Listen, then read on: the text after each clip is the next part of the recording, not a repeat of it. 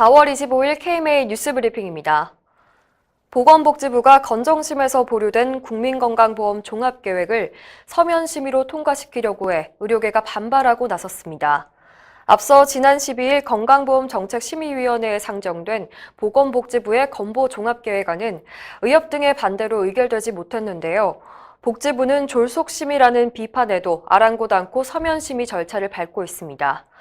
이에 대해 대한의사협회는 서면심의라는 무리수를 두면서까지 정해진 목적지를 향해 혼자 걸어가겠다는 오기를 부리고 있다며 복지부를 질타했습니다. 또 복지부의 계획안은 정부의 목소리만 담고 있다면서 민주적 절차를 무시하고 일방적 폭거를 저지르는 행태를 즉각 중단하라고 촉구했습니다. 형편이 어려운 의료급여 환자는 국가에서 진료비를 대신 내주는데요. 국가가 이 진료비를 의료기관에 제때 보내주지 않아 일선 병의원이 고충을 겪는 일이 해마다 되풀이되고 있습니다. 지난해만 해도 533억 원에 이르는 미지급금이 발생한 것으로 파악됐습니다. 보건복지부는 24일 총 3,486억 원의 추경 예산을 편성했는데요.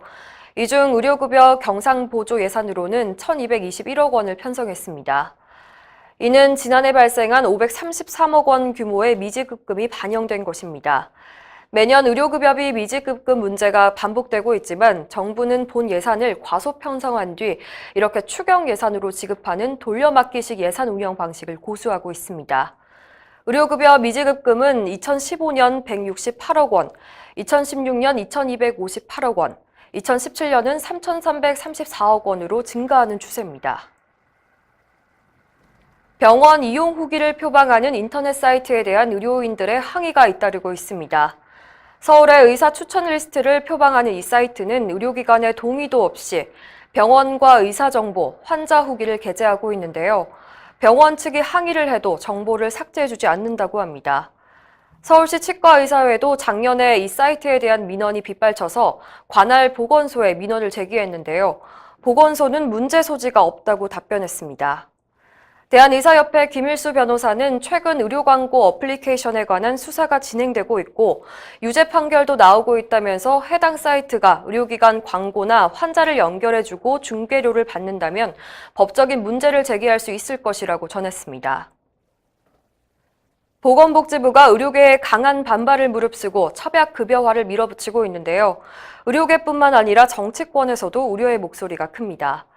청년의사 보도에 따르면 22일 당정청 협의회에서 첩약급여화 얘기가 나왔는데요.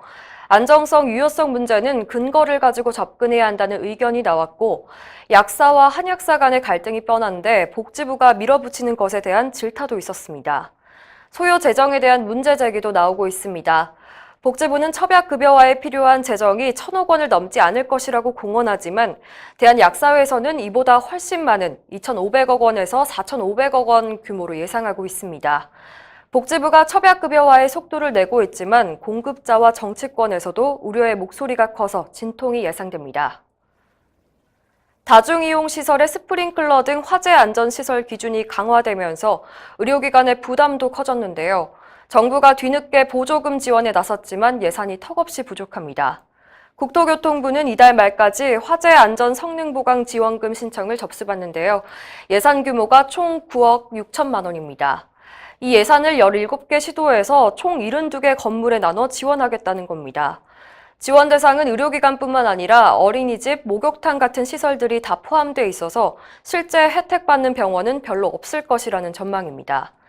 앞서 보건복지부는 의료기관 스프링클러 설치비 지원 예산으로 1,000억 원이 넘는 예산을 올렸지만 최근 국회에서 거부됐습니다.